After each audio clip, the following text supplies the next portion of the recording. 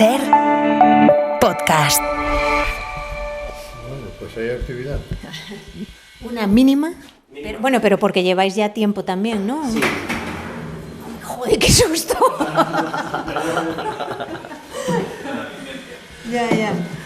Normalmente lo que hacemos también es alguna foto, porque luego en el parte de trabajo podemos adjuntar fotos. Entonces, ahora le decimos, para que les sea más fácil a ellos luego de identificar, hacemos un par de fotos y le decimos, oye, pues esta zona séllala, esta tápala, esto recógelo. Entonces vamos un poco haciendo las recomendaciones y luego para que sea más fácil al cliente identificarlo, porque muchas veces no está presente durante la visita, pues que luego tenga la posibilidad de identificar un poco dónde estaban los problemas. We've been gone for such a long time that I'm almost afraid to go home. A long road is a long, dragged out imagination where things can go wrong, but we keep rolling on.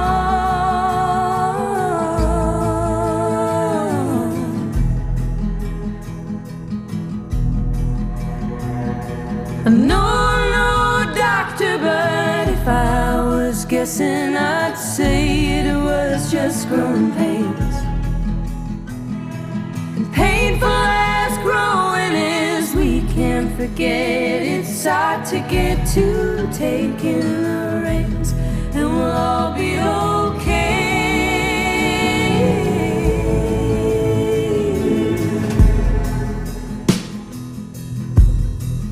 We'll be okay.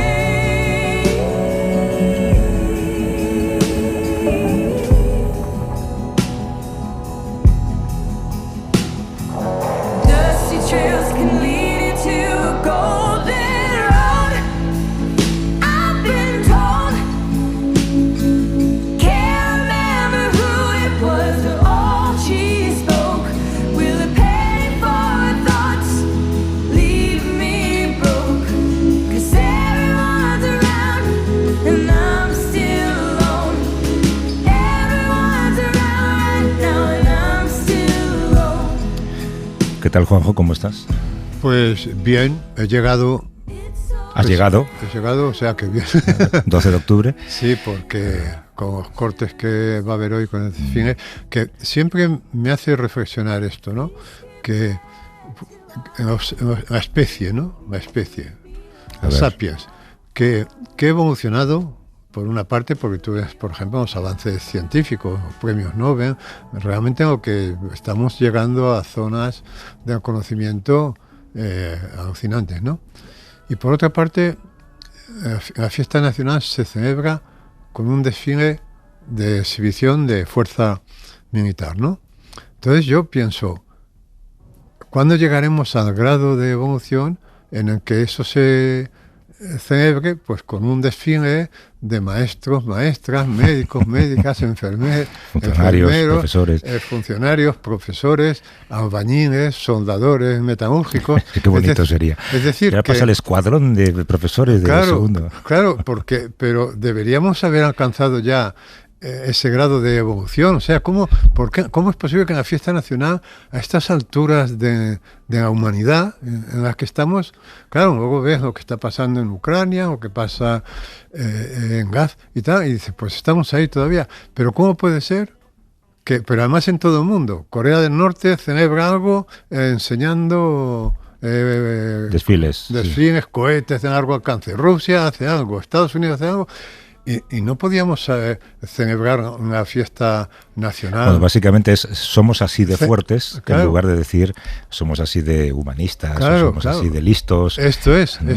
que es lo que también yo decía de la princesa Leonor, ¿no? Que la están ahí obligando a hacer unos ejercicios brutales para que, en fin, sea capitana de los 4 ejércitos y tal. Y, coño, a mí me habría gustado verla un día delante de un microscopio, ¿no? No sé si se me ha ido la voz. O... No.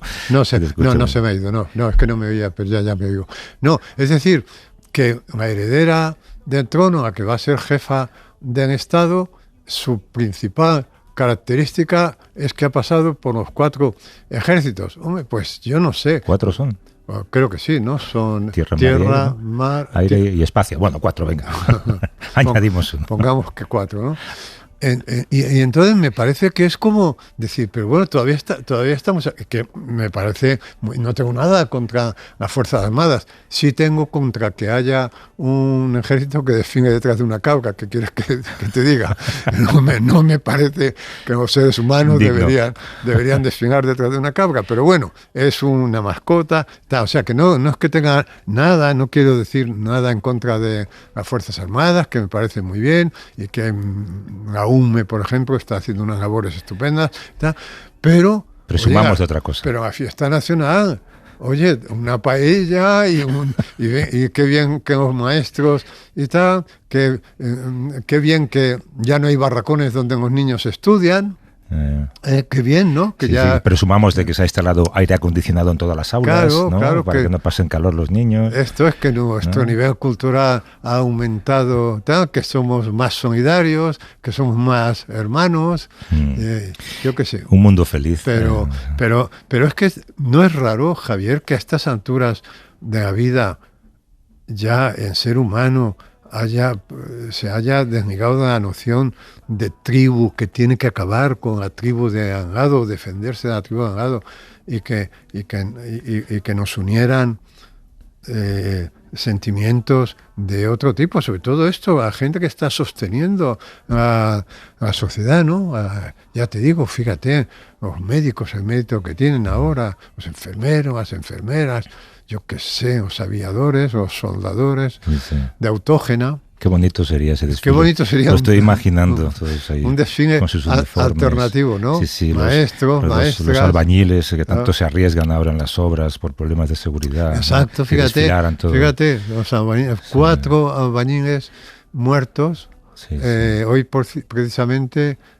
o ayer en El País leía la biografía de uno de ellos, naturalmente precioso, un latino, un inmigrante, que son los que están haciendo todos los trabajos. Los 3 muertos eran los 3 inmigrantes. Los 3 inmigrantes. Por cierto, 3 inmigrantes cuyo sueldo era el salario mínimo, 1.000 y pico, en contraposición con el salario de Antonio Garamendi, que es de 397.000 euros, porque se lo ha subido algo así como un 20% en los últimos 3 años. Antonio Garamendi, bien conocido por su sensibilidad, el líder de la patronal española, que esta semana, reaccionando al anuncio de la ministra de Trabajo, fíjate, la ministra solo pedía algo que parece tan humano, ¿no?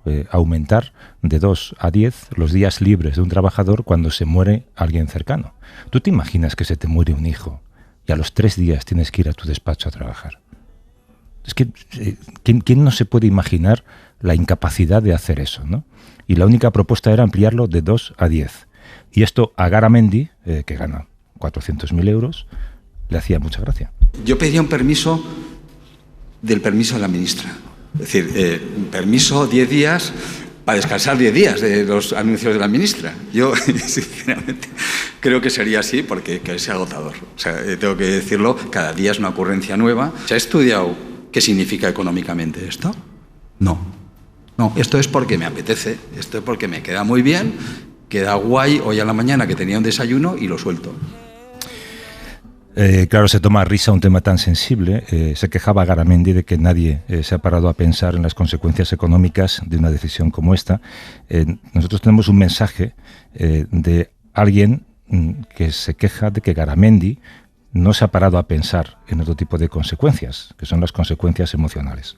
Hola, buenos días. Mi nombre es Sara Castro, yo soy presidenta de la asociación Las Luciérnagas y nuestra asociación tiene por objetivo la prevención del duelo complicado.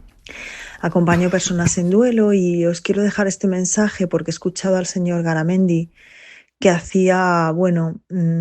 parece que no se tomaba muy en serio, ¿no?, el permiso de 10 días que acaba de anunciar la ministra de Trabajo. Yo quiero pensar que este señor tiene la suerte de no haber perdido nunca a un ser querido, porque solamente se puede decir algo así desde la ignorancia o quizás desde la crueldad, pero quiero pensar que es más bien lo primero, ¿no? Aunque bueno, por experiencia creo que he trabajado muchos años en una multinacional, que también es verdad que a cierto nivel de representación, no sé, a cierto nivel en la empresa, ¿no? Si eres un mando intermedio o eres un responsable de departamento o eres un director, tú no vas a tener que presentar una baja ni vas a tener que pedirte un permiso retribuido porque ya se tiene en cuenta, ¿no? Y se tiene mucha humanidad contigo. Entonces sería interesante, y para eso están los permisos retribuidos, que esa humanidad sea para todos por igual. Quiero hacerle saber al señor Garamendi y a cualquier persona que desconozca el duelo, cuando hemos querido a alguien y fallece, pues sentimos muchísimo dolor.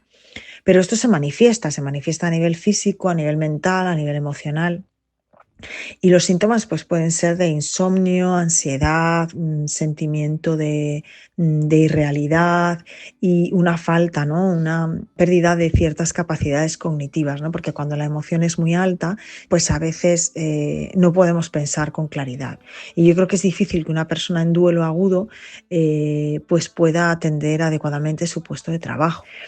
Este señor parece que estaba muy preocupado por los costes, ¿no? Que supone para una empresa. Yo me pregunto cuáles son los costes de no dar este permiso, ¿no?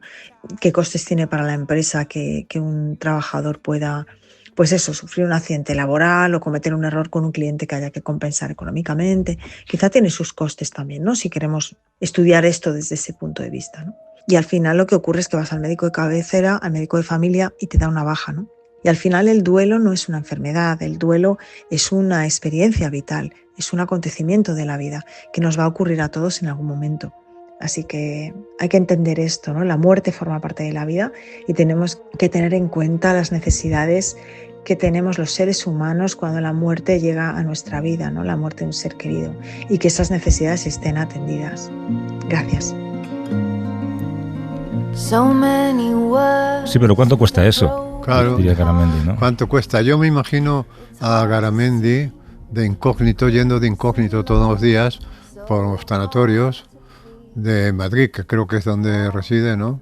Mirando a gente que hay en cada sala, pensando que gente que no está en su trabajo y que está abriendo una grieta en el edificio del capitán. O sea que a Garamendi los funerales no me gustan.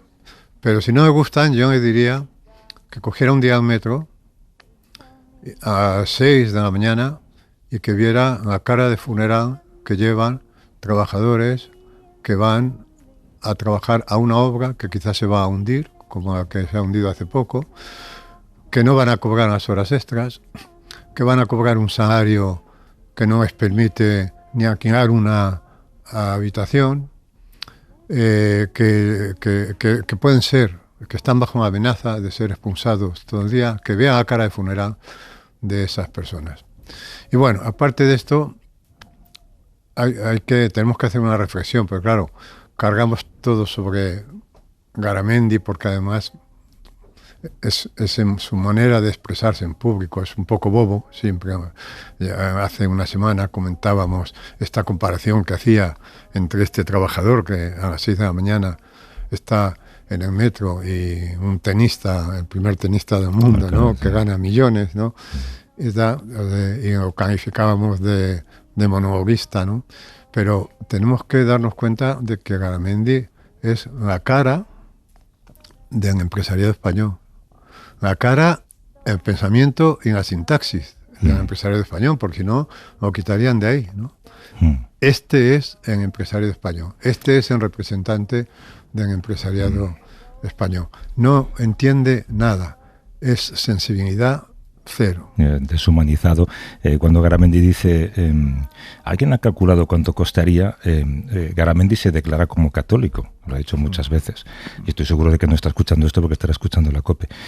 Avaricia, pecado capital, deseo insaciable de riqueza y bienes materiales que a menudo lleva a la acumulación desmedida y al descuido de otros valores y necesidades humanas. A menudo lleva, exactamente. Pero fíjate, esto es muy común. Debería ir a confesarse, ¿no? Porque ir a misa, supongo. Sí, a lo mejor de misa diaria, pero es muy común que los más cristianos sean... Abascal, yo estoy seguro que se declara cristiano y mira lo duro que es con la inmigración, ¿no? Es decir, que esto yo creo que es bastante frecuente. No, recuerdo yo hablando de la falta de sensibilidad, ¿no? de este hombre frente a un misterio como el de la muerte. de que solamente somos partícipes los seres humanos. Ningún otro animal en la naturaleza sabe que se va a morir, sabe que se ha muerto su padre, sabe, o se ha muerto su hijo, ¿no? Hace tiempo comentábamos tú y yo lo curioso y lo estremecedor que es que todo el mundo tiene un relato de un momento exacto en el que le comunicaron la muerte de su padre o de su madre. O sea, todo el mundo dice, pues estaba yo trabajando, sonó el teléfono, mi hermano dijo, mamá ha muerto. Todos esos relatos que son de 15 líneas son estremecedores, pero todo el mundo los tiene grabado en la memoria porque es un momento importantísimo en la vida de las personas. No hay nadie que te diga, pues no me acuerdo cómo se murió mi padre o mi madre. No, todo el mundo tiene un relato que es interesantísimo. Además, creo que yo te proponía un día pedir relatos de esto, de gente que dijera, cuando se murió mi padre o mi hijo o mi hermano, yo estaba haciendo esto. Y sonó el teléfono o vino alguien y me dijo, porque son relatos estremecedores. Pues igual podíamos hacer ese llamamiento y luego le enviamos las grabaciones a Garamendi. Y se me mandan a Garamendi. Bueno, oye, a Garamendi, como digo, que se confiese, que seguro que hoy va a misa. A Yolanda Díaz, que por favor siga teniendo ocurrencias, en parte porque son buenas para todos, pero sobre todo porque molestan a Garamendi. Entonces, todo lo que sea molestar a Garamendi, pues adelante con ello. Hoy hablamos de ratas. Yo solo te digo una cosa. Espero no ver absolutamente nada de lo que venimos a ver. Ya. Pues sí, mira, fíjate la cantidad de cubos de basura que hay aquí y la de basura que hay en el suelo, ¿no? Orgánica, resto. Bueno, pues estamos en el barrio de Hortaleza, ¿no? De Madrid, y la verdad es que a mí cuando veo estas furgonetas que ponen, ¿cómo ponen? Control de plagas. Control de plagas, siempre me pregunto, joder, si a mí me invadiera una plaga, qué miedo, ¿no? Porque además ahora, por lo visto, hay muchas plagas, ¿no? Y en toda la rata. Claro, yo de pequeño, en mi barrio había ratas. Y da la impresión de que hay que convivir con ellas, que la cuestión es llegar a un pacto de decir, tú ahí, yo aquí, y en tal número, pero que es imposible erradicarlas, ¿no? Yo no creo que pudiera llegar a un pacto. Bueno, No. Los de control de plagas lo que hacen es pactar, porque no eliminan, o sea, quiero decir. Pero bueno, una de las cosas que más pánico produce de la rata, que a mí me produce pánico a la rata, ¿no? Es su mirada. Es la mirada. ¿Alguna vez has mirado cara a cara a una rata? Sí, de pequeño. Es que te digo que había muchas cuando yo era pequeño. Ay, bueno. Oye, ¿qué hora es? A ver. Vamos a ver si vienes y voy a llamarle a ver. Hola, Sergio. ¿Qué tal? ¿Esta es la primera vez que venís a intervenir aquí, en esta comunidad? No. Aquí llevamos ya cierto tiempo. En el último mes hemos detectado algo de actividad y entonces venimos a revisar cómo ¿Es en cómo una está. comunidad concreta o en el barrio? No, en este caso es una comunidad concreta. Y además ahora, por ejemplo, en esta época que ya está empezando a hacer un poco de frío, por la mañana, por la noche, pues ellas buscan refugio en el interior de los edificios. Donde está calentito. Donde está calentito, exactamente. Abandona Alcantarilla, que es su hábitat natural, ¿no? Eso es. Y buscan el calor. ¿Y las ratas hasta qué piso son capaces de subir? Bueno, lo que nos dice la teoría es que ellas van invadiendo los pisos más bajos y según va aumentando la colonia y necesitan más espacio, pues van subiendo, ¿no? Exacto, van colonizando. Son A las tejas, al techo. Sí, sin ningún problema. O sea, son unas excelentes escaladoras y además pues tenemos dos especies de ratas fundamentalmente, o dos especies que nos preocupan desde un punto de vista de la salud pública, que son la rata de alcantarilla, pero luego también tenemos la rata de los tejados o rata negra, que precisamente se llama de los tejados porque siempre la vamos a ver en zonas altas. Y en los árboles, ¿no? Y en los árboles, exacto. Pues se mueven por los árboles como ardillas. ¿Y cuál es más peligrosa para la salud? La de alcantarilla, claro, me imagino. Todo el tema de la peste negra viene precisamente de la rata negra. Sin embargo, cuando te insultan te llaman rata de alcantarilla, no rata negra. Sí que es verdad que la rata negra es una rata más lustrosa, más bonita. Y del tejado. La del tejado, sí. La rata de alcantarilla pues debe ser también por el entorno en el que vive, pues es más fea, ¿no? Y entonces pues, debe ser eso de insultarte con rata de alcantarilla. Entramos a ver Sí, y nos vais Oye, aquí está enseñando. Miguel Ángel. Es esta, ¿no? El 5. ¿Hay que llevarte en ese cubo? Aquí llevo rodenticida. Si hay actividad, pues lo que hacemos es que reponemos el cebo rodenticida por otro nuevo para que siempre esté en buen estado, que siempre esté apetente, que digamos que le apetezca al roedor comerlo. Se apetecible. Claro, efectivamente. Ahora cuando pasábamos estabas mirando por ahí. ¿Cómo sujeta? Un segundo. Sí, es que Sí, porque hacemos también la zona exterior. los jardines son importantes. Entonces, bueno, pues todos esos factores al final pueden influir, que son ajenos muchas veces al cliente, a la comunidad, en que el roedor pues sienta una zona como más agradable, más atractiva para desarrollar su actividad. Es como nosotros, ¿no? Buscamos también zonas agradables para vivir. Efectivamente.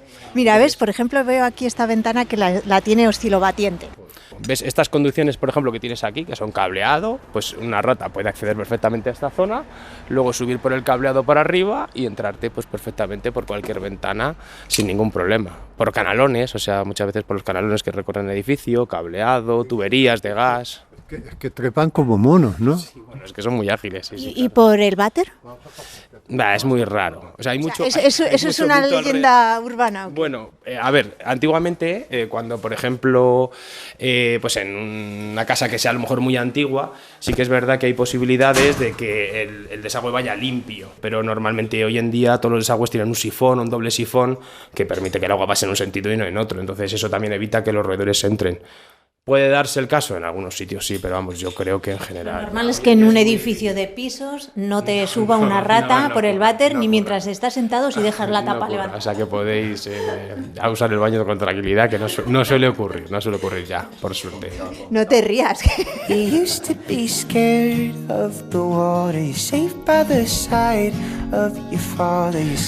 Pues yo esto lo puedo desmentir. Y esto que ha dicho el exterminador. Una de las experiencias más traumáticas que tengo yo, que tienen mis hijas, es precisamente esa. Creo que lo he contado alguna vez.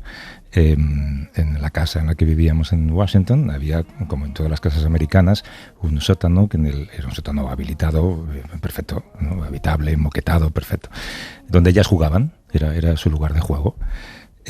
Y ellas siempre han tenido una pequeña mascota, que además era del colegio, ni siquiera era suya, pero de vez en cuando correspondía a cada alumno llevársela a casa, ¿no? Y era un conejillo de Indias, monísimo, se llamaba Fuzzy Bear, me acuerdo.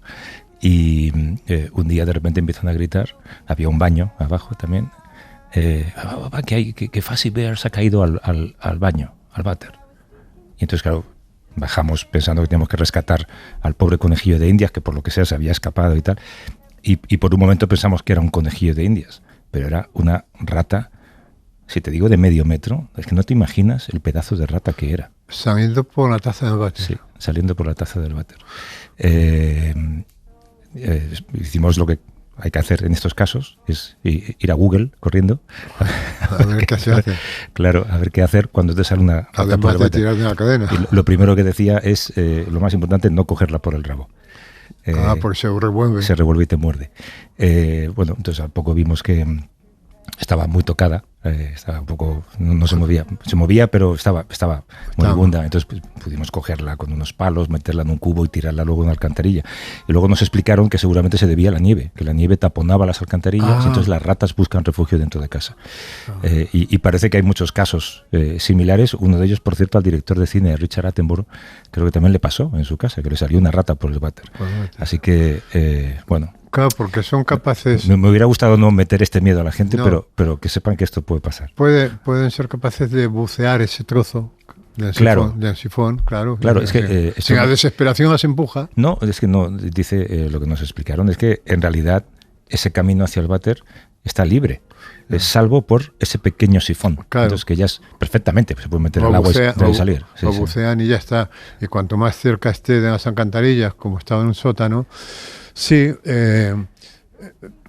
son tremendas las ratas, ¿no? A mí, yo he convivido mucho con ellas de pequeño. En mi casa había ratas y un entretenimiento, recuerdo, de mis hermanos mayores era jugar con la escopeta de perdigones. Joder, tú. A disparar así. Y ahora, ¿pero tú dónde vivías? ¿En el salvaje oeste? Bueno, yo vivía te estoy hablando de los años 60... ¿En Valencia? Y poco, no, aquí en Madrid. Pero vivíamos en el extrarradio, a calle Canillas, que hoy es en fin, es una zona muy cara de Madrid, pero entonces era todo descampado. No había recogida de basuras. La gente cogía sus cubos y los llevaban descampado y los tiraba. Entonces había muchas ratas, muchísimas. Y luego a mí me ha impresionado mucho toda la literatura que he leído sobre ratas, en el Diario del Año de la Peste, de Defoe, por ejemplo, y me impresiona mucho el comienzo de La Peste de Camus, que es un día un hombre que sale a trabajar, creo que es un médico, y baja por las escaleras y al llegar al portal se encuentra una rata y dice, qué raro, porque las ratas normalmente están en su hábitat, ¿no? Y al llegar a la esquina de la calle ve otra rata y ahí empieza la peste, ¿no? Porque transmiten la peste bubónica. Y cuando salen de su hábitat es que algo raro ocurre, ¿no? Y entonces, y como no se pueden exterminar, ¿no? Yo digo, hay que llegar a un pacto con ellas, pero el pacto es, por ejemplo, en la guerra esta armamentística, porque se inventan venenos que les producen leucemia, claro, tienen hemorragias interiores y se mueren, pero de repente en una rata se produce una mutación y resiste. Y ya empieza otra... Por lo que contaba este hombre, distinguen el color de un veneno y dejan de morderlo porque saben que es veneno. Porque son muy listas las ratas. O sea, yo digo que se parecen mucho a nosotros en las jerarquías, en la organización, viven en familias, son mamíferos, ¿no? Y por eso también yo creo que nos producen tanto espanto, porque cuando tú miras a una rata, hay ahí un encuentro extraño, ¿no? Y además sabes que las medicinas que tú te vas a tomar seguramente se han probado antes en ella, ¿no? Y luego eso sirven para la experimentación, o sea, es un animal... Pero es verdad lo que dices, esta expresión de que cuando alguien ve una rata, ¿hay una rata? No, las ratas están siempre. Están siempre. Lo que pasa es que tenemos este pacto de que yo no te veo a ti y tú no me ves a mí. Exacto. Pero están siempre, sí. Mira, esta es una de las zonas que solemos mirar cuando entramos en una comunidad de propietarios, que es la llave general del agua. Porque del agua. Exactamente, en muchísimas ocasiones no está bien sellado. Y eso es un paso muy habitual de los roedores. Muchas veces, o sea, la gente cree que entran por dentro de las tuberías, pero en la mayoría de los casos lo que hacen es que acompañan a las tuberías. Y luego ellas tienen mucha capacidad también para aplastarse, ¿no? Y cambiar de forma. Les entra el cráneo, les entra el resto del cuerpo, entonces no tienen problema casi por cualquier sitio. El cráneo es pequeñito. Sí, y acaban haciendo casi por cualquier sitio. Bueno, aquí no vemos. En principio está bien. Contaba yo antes a Paqui que cuando yo era pequeño, el raticida más conocido era el de Ibis, que por lo visto decían que licuaban la sangre, les producía una especie de leucemia, ¿no?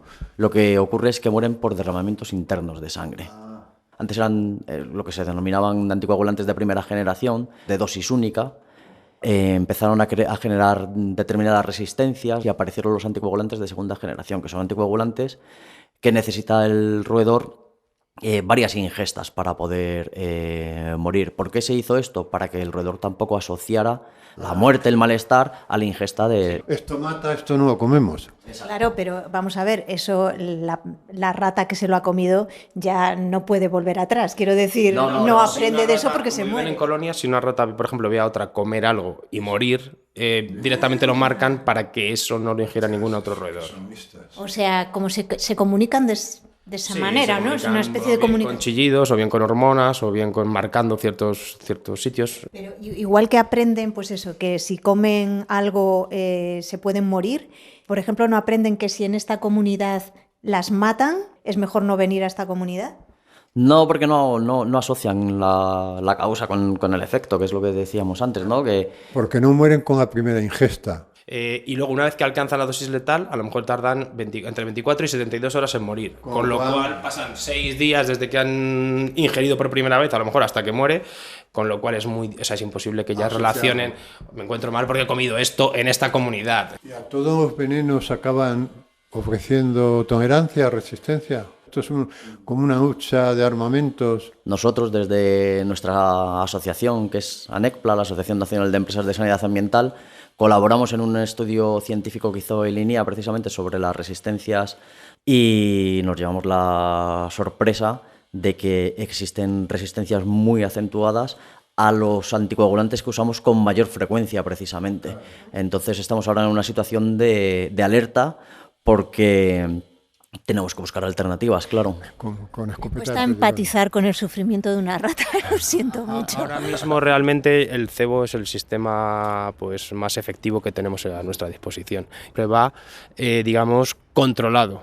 El problema es que también hay particulares, los particulares pueden comprar cebo. Yo esta mañana, sin ir más lejos, me ha llamado una mujer y me ha enviado una foto al WhatsApp, la gente enseguida se ha escandalizado y me ha dicho, voy a comprar veneno y lo tiro a la alcantarilla. Y le he dicho, no hagas eso porque lo primero no está permitido y lo segundo que lo va a tirar a la alcantarilla y se lo va a llevar el agua.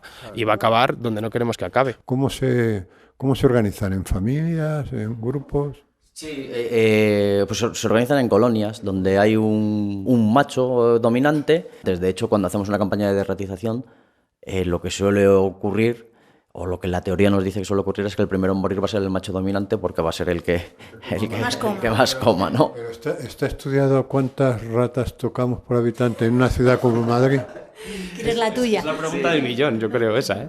Sí. No, vamos, hay alguien que se ha aventurado a decir algunas cosas, pero no hay nada serio. No. Bueno, Entonces, hemos por aquí. cuarto de contadores. Vale, ¿y aquí qué?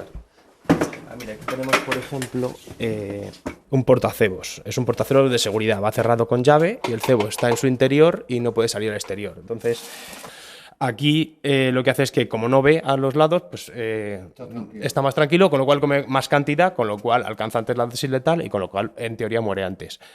¿Vale? Y lo vas a abrir para ver cuánto han comido, si es que han comido.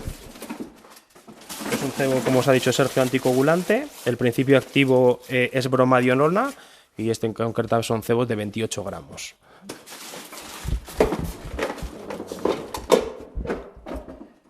Como veis, aquí tenemos 3 bloques colocados. Están sin tocar. Normalmente estos cebos son muy plásticos para que les sea más fácil de comer, más fácil de hincar el diente, e incluso a veces se nota hasta la separación de los dientes. Entonces, al ver las dentelladas ya no tenemos duda de que ha sido comido por un roedor y no por otro insecto. ¿Tiene eso, dices? ¿Lleva cereales? ¿Lo has probado? Tiene un sabor muy amargo porque lleva una sustancia amargante. Es un tema de seguridad por si, por ejemplo, algún niño, por ejemplo, lo comiera, que enseguida lo expulsara de la boca. ¿Le gusta, sin embargo? A la rata, sin embargo, le gusta. Hola, buenas. Sí, a la rata sí. De hecho, el único mamífero que es capaz de detectar esa sustancia amargante es el ser humano. Por eso hay que tener cuidado con los animales domésticos.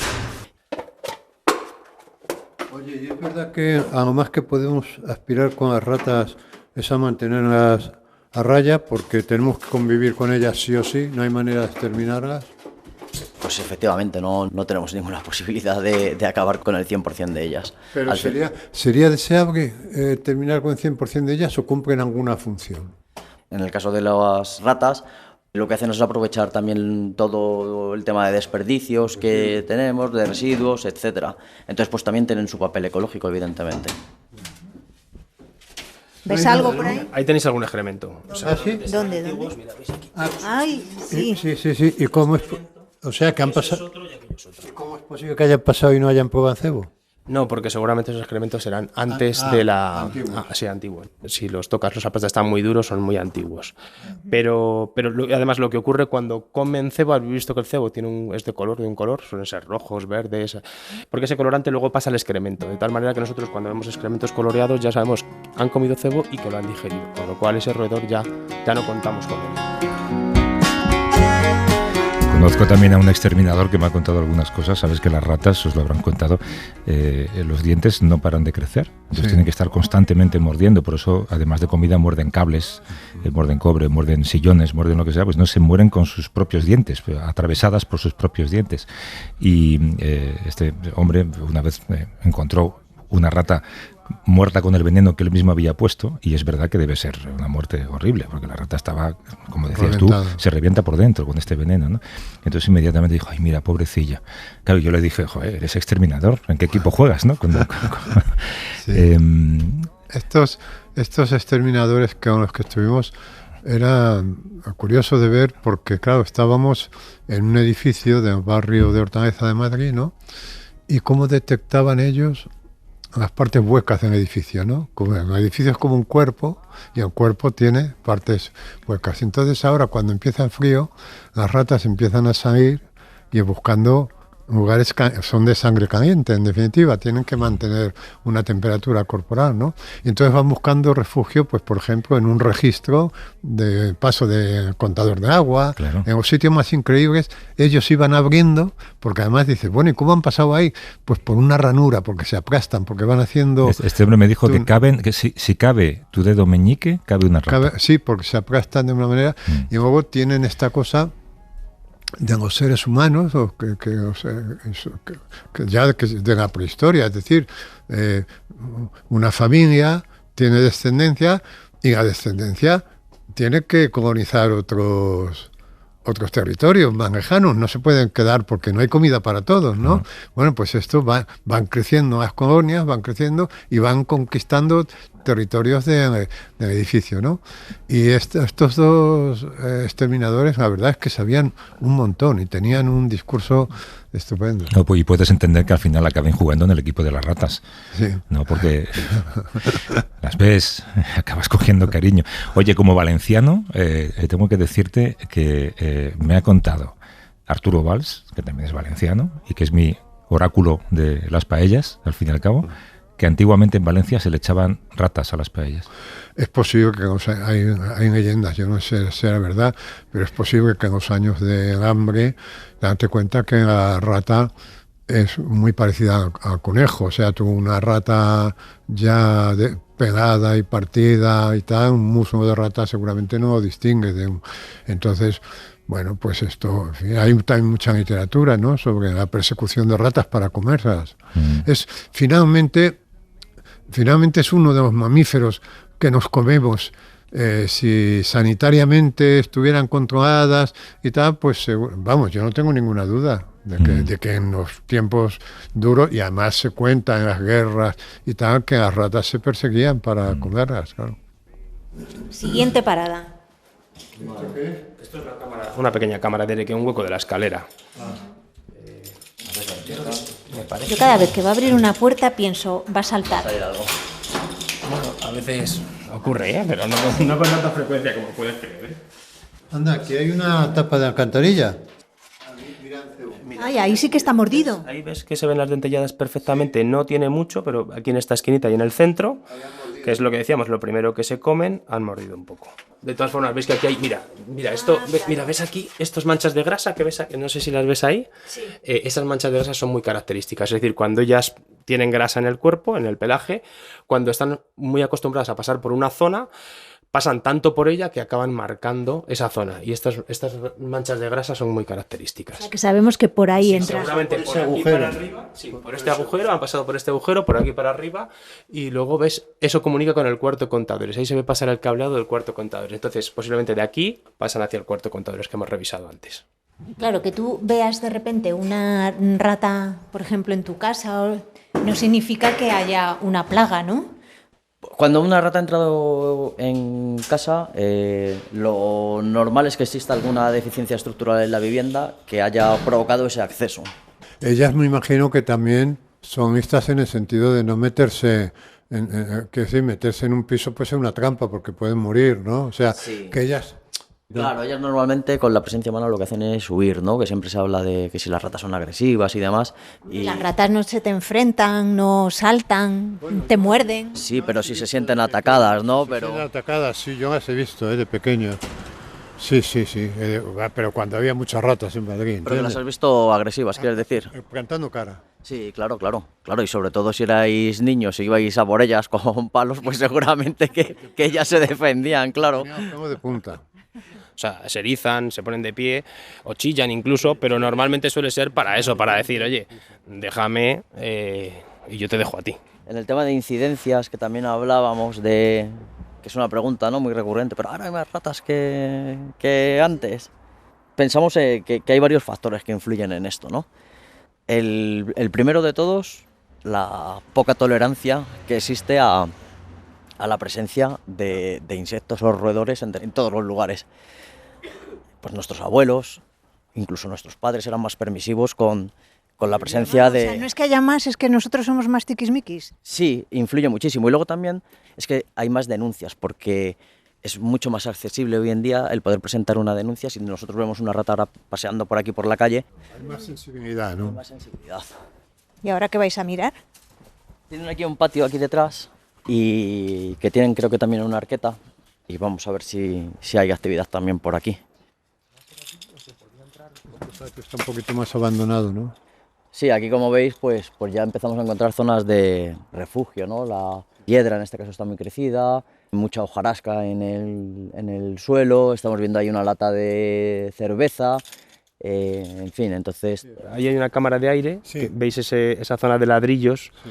pues hay un ladrillo que está roto. Entonces ahí tendrían posibilidad de acceder desde este patio Ya. al interior de la cámara de aire, por ejemplo, del Fíjate edificio. cómo ha captado, ¿eh? Eso a ti y a mí no nos habría llamado la atención, efectivamente. Es un Claro, yo solo miro a las ventanas. Claro. ¿Y se dejan ver más de noche, de día? De noche, es decir, es un animal de hábitos nocturnos fundamentalmente. Ya cuando lo vemos de día podemos tener una primera sospecha de que la actividad es alta.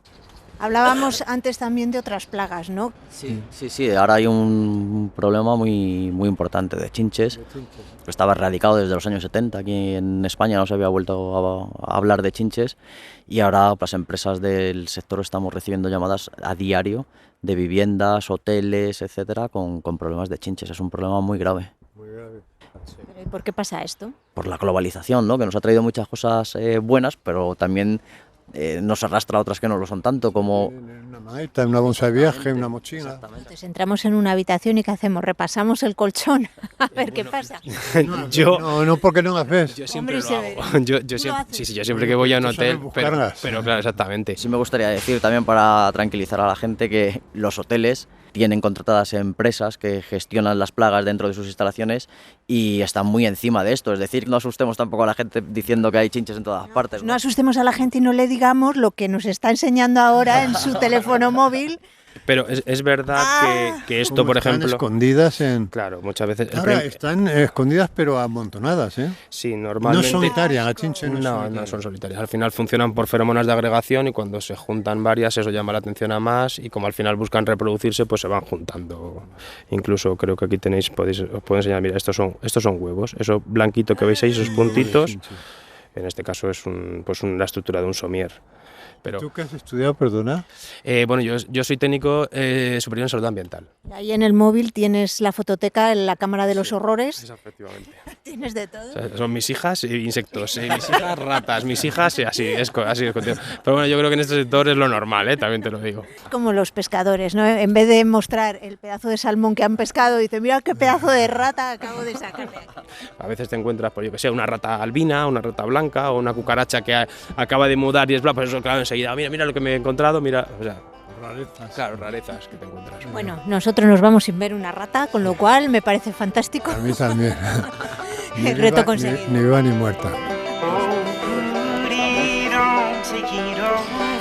Varias personas me están mandando fotografías de ratas que han visto o han Su- encontrado, su así que barrio. están ahí, ¿eh? En su barrio, sí, Están ahí. Estaba pensando que claro, las casas americanas ya sabes que están construidas no como las europeas, con ladrillos y con muro. Son vigas de madera con placas de pladur en un lado y en otro, y las vigas de madera además tienen unos agujeros en medio para que pasen los cables a los enchufes. Y entonces es muy común Claro. que tú de repente digas y ves que una rata va de un sitio para otro, pero no tiene acceso a la vivienda, pero Ya, por el pero- lugar por el que ha entrado acaba saliendo. Pero por la cámara de aire estás sí. escuchando. Y estás escuchando las patitas de la rata. Que es muy agradable. Muy Has agradable. visto que estos hombres decían, vamos a ver si aquí hay actividad. Eran como detectives, ¿no? A ver si aquí...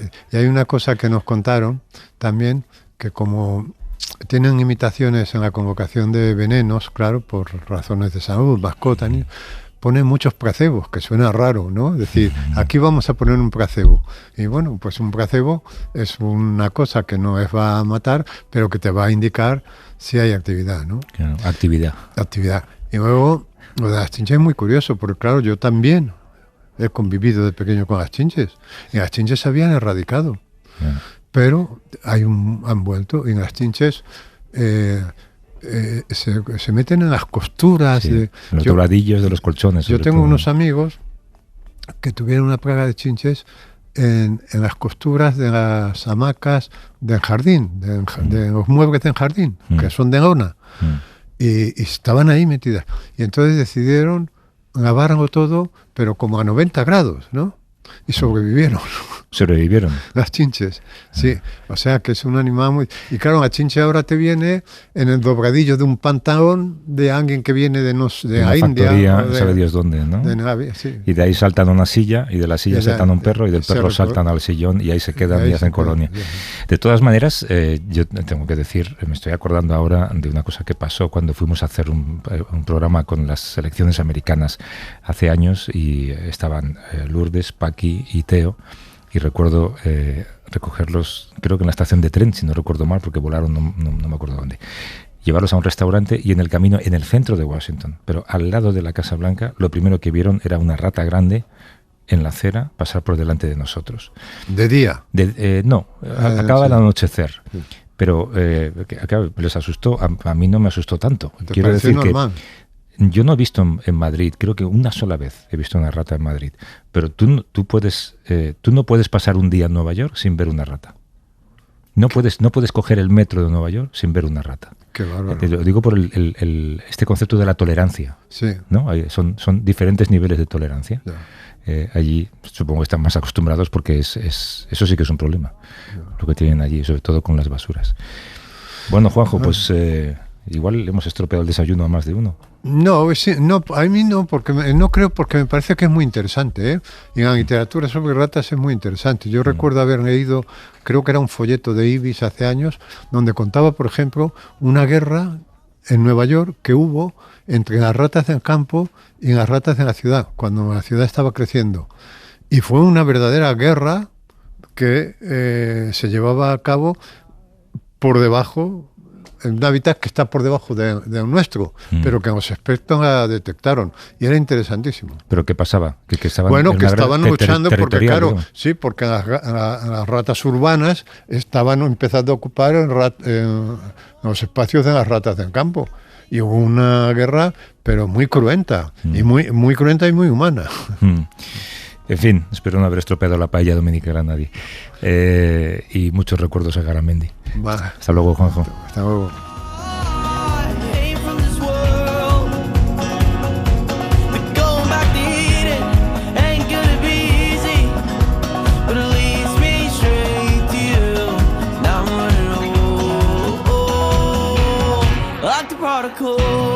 Luego hay una variedad de la rata que son ratoncitos de campo, pero no es lo mismo. Que a mí no me produce ningún asco. A mí sí, los roedores todos me dan mucho asco. Pero en ratoncito de campo, que en Asturias se ve con cierta frecuencia, sí, es como en Ratoncito Pérez. A mí ese no me produce ningún... Un verano en casa, en la casa de Asturias, tuvimos uno que no conseguíamos pillarle. Pero el caso es que oíamos, cuando había silencio en la casa de noche, ¿no? Y no conseguíamos pillarle. ¿Y sabes al final dónde estaba? Estaba en la bolsa que bajábamos a la playa, donde metíamos galletas para media mañana darle al niño, porque era cuando los críos eran pequeños, ¿no? Y entonces, claro, en hábitat perfecto, allí se comía, le dábamos galletas todos los días, estaba encantado de la vida, el ratoncito.